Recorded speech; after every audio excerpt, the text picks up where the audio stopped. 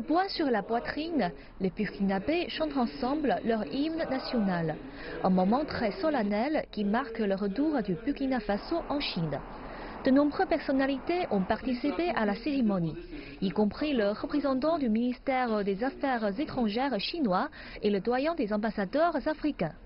Une plaque inaugurale a également été présentée par Issa Joseph Parr, chargé d'affaires de l'ambassade du Burkina Faso. Revenir en Chine, je pense que de façon implicite, le président Roch-Marc Christian Kaboré voudrait dire qu'il n'y a qu'une seule Chine, il n'y a qu'une Chine unique, qui est la République populaire de Chine.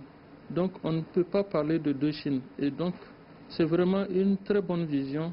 Et il nous reste maintenant qu'à travailler dans le cadre de la coopération, aussi bien bilatérale que multilatérale, pour renforcer cette coopération.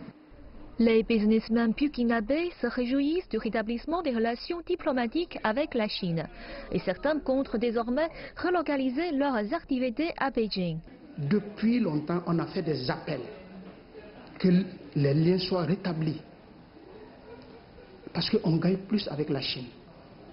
On est des hommes d'affaires et c'est la Chine qui est ouverte à tout le monde. Donc on gagne plus avec la Chine. Depuis, c'est notre vœu et aujourd'hui c'est exaucé.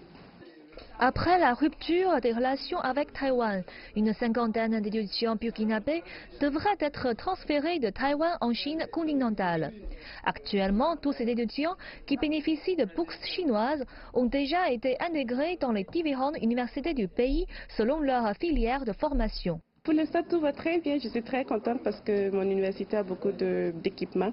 Donc, je suis très à l'aise avec mon environnement. Les professeurs, mes camarades de classe également, ils sont très accueillants. Donc, je suis très à l'aise actuellement où je suis. Pas de soucis. Nous voyons aujourd'hui vraiment la montée de la Chine dans le monde entier. Vraiment, nous sommes très contents de ce choix judicieux que notre gouvernement a entrepris pour arrêter avec Taïwan et remettre les liens avec la Chine continentale. C'est une grande joie pour nous et nous sommes très contents de ce que la Chine peut apporter à notre pays et c'est une grande joie pour toute la population. L'inauguration de cette chancellerie intervient à la veille du départ du ministre des Affaires étrangères de la Chine, Wang Yi, pour Ouagadougou au Burkina Faso. Les deux pays souhaitent ouvrir un nouveau chapitre de coopération amicale dans une nouvelle ère caractérisée par la confiance mutuelle.